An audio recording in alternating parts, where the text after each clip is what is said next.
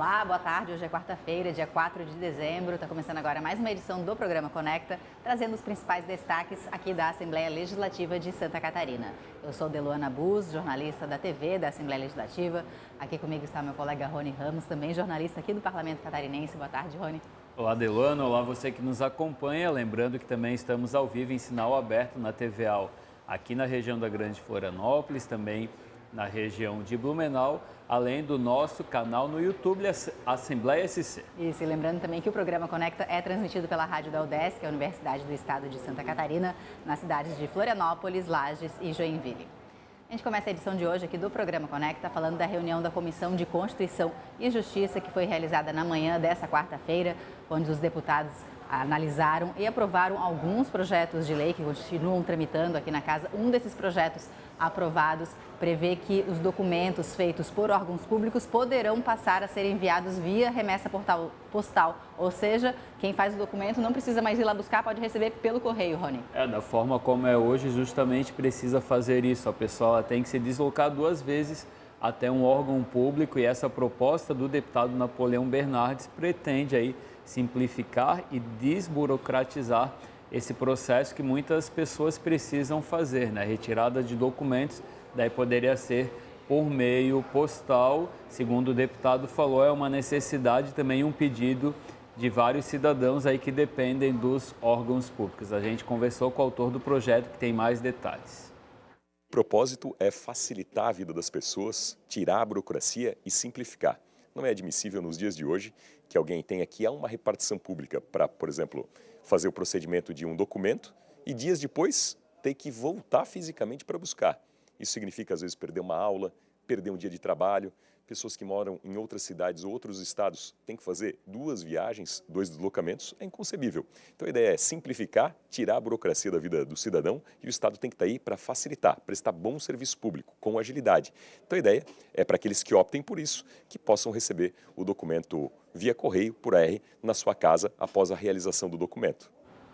E ainda durante essa reunião da Comissão de Constituição e Justiça, os deputados aprovaram um outro projeto de lei que busca adequar a legislação, a lei que criou o Fundo Estadual de Saúde com a legislação federal atual. Essa lei que criou o Fundo Estadual de Saúde aqui em Santa Catarina já é de alguns anos atrás. 1976, mais especificamente, uma lei aí que precisa ser modernizada e adequada a essa legislação federal, já que para que o Estado possa receber recursos vindos do governo federal, também há essa exigência. Lembrando que a área da saúde é uma das principais de serviços prestados à população e geralmente uma das mais carentes de recursos públicos. Lembrando que também a gente tem uma meta constitucional da aplicação de no mínimo 15% dos recursos, né, nessa área, tanto do governo federal quanto na esfera estadual e também municipal. Nesse caso aqui a gente está falando da esfera estadual, da qual a legislação, né, precisa ser modernizada pela Assembleia Legislativa, Deluana. Isso, quem encaminhou esse projeto de lei modificando, atualizando essa lei do Fundo Estadual de Saúde foi o governo do Estado e a relatora dessa proposta aqui na Assembleia Legislativa, na Comissão de Constituição e Justiça, foi a deputada Ana Campanholo. A gente conversou com ela e ela falou um pouco mais sobre essa iniciativa. Acompanhe.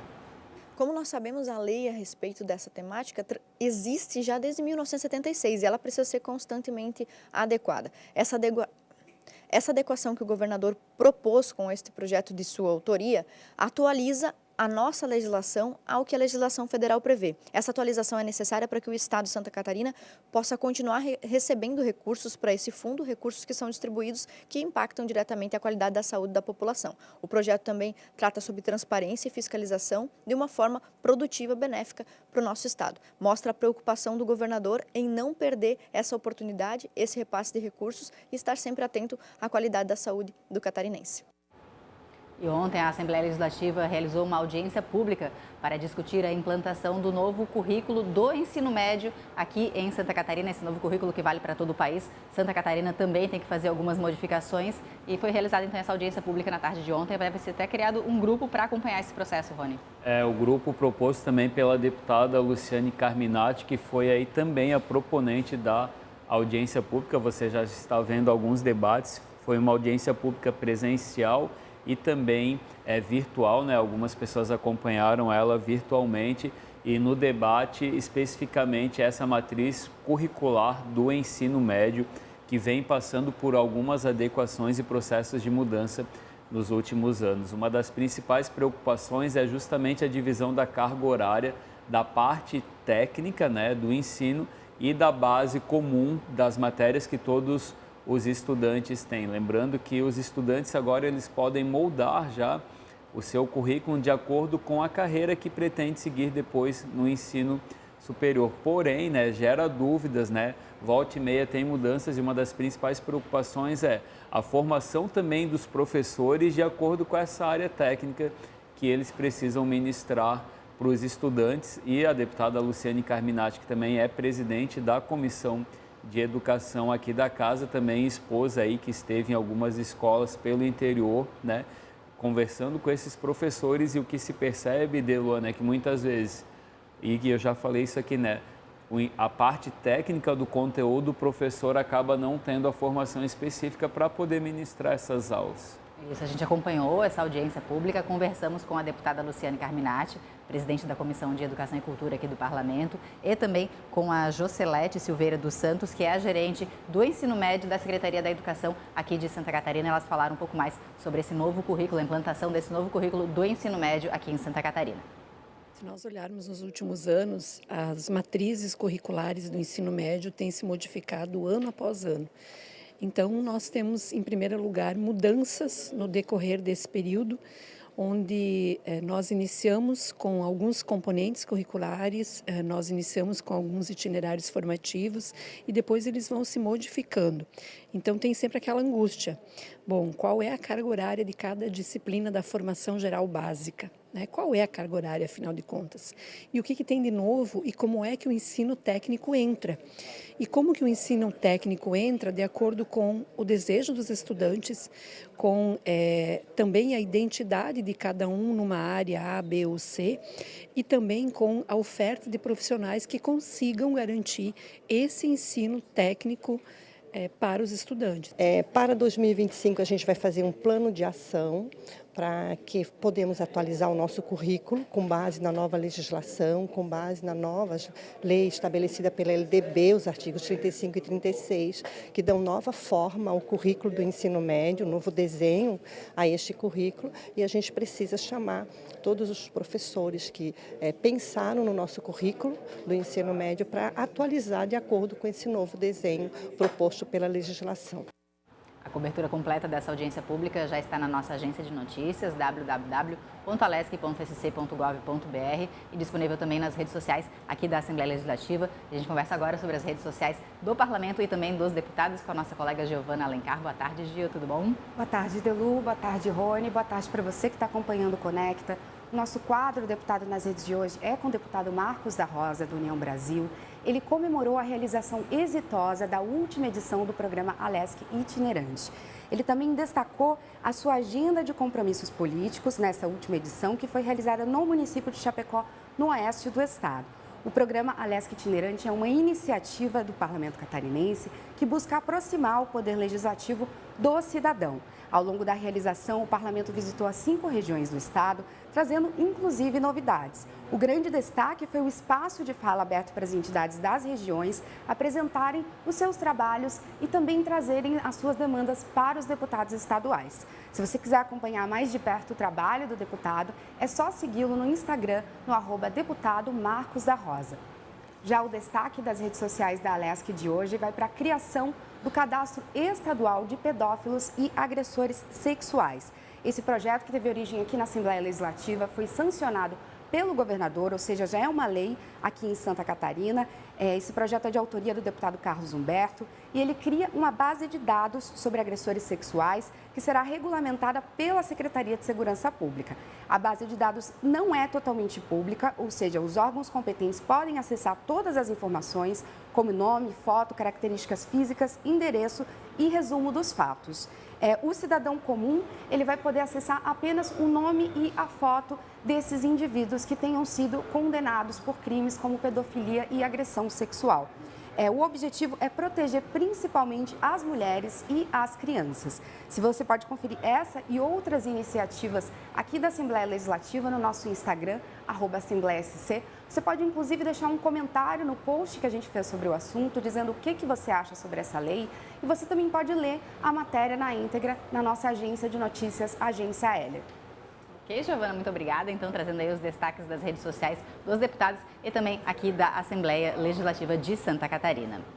E o Parlamento realizou também, no dia de ontem, um seminário sobre violência obstétrica aqui em Santa Catarina. Foram apresentados dados mostrando que grande parte das mulheres sofrem algum tipo de violência, tanto em unidades privadas quanto públicas de saúde, na hora do parto ou logo depois do parto, Rony.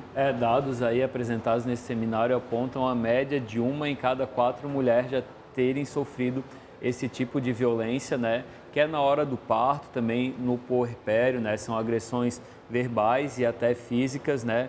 Às vezes até por falta de conhecimento da equipe de saúde nesse momento, né? Esse foi um dos pontos levantados também no seminário, que teve a participação de autoridades em saúde, também profissionais da área e futuras mamães também que estavam presentes. Você está vendo imagens da deputada Paulinha, que é autora da Lei Melissa, que trata de um arcabouço legal de proteção à mulher, né?